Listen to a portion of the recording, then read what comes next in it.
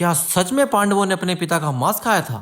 आइए जानते हैं। कहानी शुरू होती है हस्तिनापुर के तेजस्वी राजा पांडु से। एक बार उन्होंने जंगल में गलती से एक ऋषि का वध कर दिया।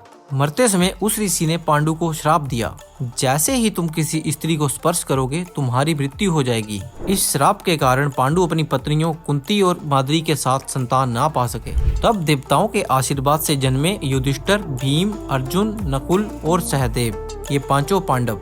समय बीता और एक दिन पांडु ने अपनी पत्नी माद्री को देखा। उन्होंने माद्री को छू लिया, उनकी तपस्या टूट गई और श्राप सच हुआ। राजा पांडु ने उसी क्षण दम तोड़ दिया। माद्री ने भी सती होकर देह त्याग दी। अब जंगल में रोते हुए पांचों पुत्रों के सामने पड़ा था उनके पिता का मृत शरीर। लेकिन कहते हैं मृत्यु से पहले पांडु ने एक अनोखी इच्छा जताई थी। उन्होंने कहा, मेरे पुत्रों, तुम मेरे शरीर का मांस खाकर मुझे अपने भीतर धारण करो, ताकि मेरा ज्ञान, मेरा बल और मेरा आशीर्वाद तुम तक पहुंच सके। पिता की अंतिम इच्छा के सम्मान में पांचों पांडवों ने अपने पिता के शरीर का थोड़ा थोड़ा भाग खाया। लेकिन एक और मान्यता कहती है सिर्फ सहदेव ने ही ऐसा किया था।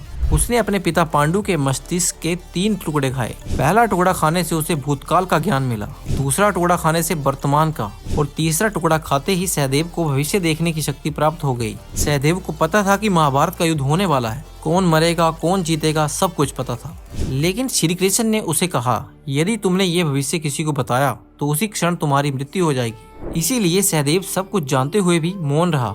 वह सबसे ज्ञानी पांडव बना, पर अपने ज्ञान का बोझ अकेले ढोता रहा। ये कथा केवल चौंकाने वाली नहीं है, बल्कि ये बताती है कि ज्ञान और संस्कार पीढ़ियों से कैसे आगे बढ़ते हैं। पांडवों ने अपने पिता का मांस नहीं, बल्कि उनकी आत्मा, उनका तेज और उनका धर्म अपने भीतर समा लिया। और शायद यही कारण था कि पांचों पांडव सिर्फ योद्धा नहीं बल्कि धर्म के प्रतीक बन गए।